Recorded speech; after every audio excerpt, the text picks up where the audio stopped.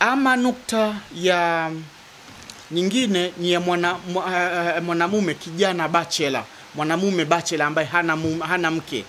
Nini akiota birika usingizini? Tunasema kijana bachelor anapolala kisha akaota kuwa kaliona birika usingizini, basi njozi hiyo inamjulisha ya kwamba utakuwa mtu mwenye khiana kwa mpenzi wako.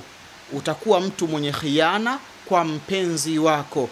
Ama fasiri ya pili tunasema wewe ni muoga wa kumtamkia umpendae kuwa unampenda. Maana yake Kiswahili chepesi tunasema wewe ni domo zege. Hiyo ndio maana yake. Ama nukta ya pili ya ndoto ya kuota birika usingizini kwa kijana bachelor, kwa mwanamume asiyekuwa na mke. Tunasema kijana bachelor au mwanamume asiyekuwa na mke anapolala kisha akaota kuwa kaliona birika la kioo, basi njozi hiyo inamjulisha ya kwamba utaoa muda si mrefu na utapata uzazi. Ama nukta ya tatu ya ndoto ya kuota birika usingizini kwa mwanamume asiyekuwa na mke. Tunasema mwanamume anapolala asiyekuwa na mke, anapolala kisha akaota kuwa kamuona maiti anamzawadia birika.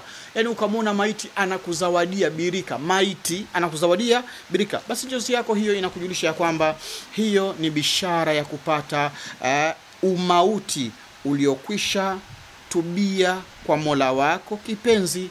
Manake utapatwa na umauti hali ya kuwa umeshatubia kwa Mola wako, na Mungu atujalie mwisho mwema. Ama fasiri ya pili tunasema wewe ni mtu mwema sana hapa duniani. Ama nukta ya 4 na ndio tayafungia kipindi changu leo hii, kwa mwanamume bachelor ambaye hana mke anapolala kisha akaota birika. Tunasema mwanamume anapolala kisha akaota kuwa kaliona birika la chai ya moto, basi njozi hiyo inamjulisha huyo mwanamume ya kwamba fasiri yake ya kwanza, jambo lako gumu utalipata kiwepesi. Fasiri ya pili, utamuoa binti aliyopo jirani yenu ambaye ana sifa ya kutotongozeka, ana sifa ya kutowezekana kwa wanamume, lakini utaenda kumpata kiulaini. Fasiri ya tatu, tunasema sifa ya binti sifa ya binti huyo huwakataa wachumba, ni mkali anapokuwa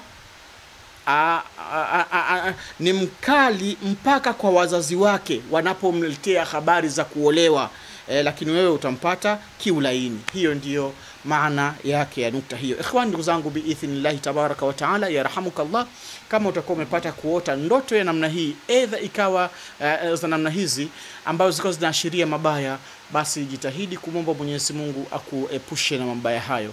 Na kama ni ndoto zinazoelezea umepata kuota katika haya tunaelezea yanaelezea mazuri, basi jitahidi kumwambia Allah tabaraka wa taala akufanyie tukio hilo la uzuri liende likatokee. Ikhwani, nikwambia sisi nyumba ya tiba na dua tunafanya dua na tunafanya tiba. Basi shimi alaikum kwa mtu mwenye kusumbuliwa na maradhi ya aina mbalimbali, fika ndani ya nyumba ya tiba na dua utasaidika.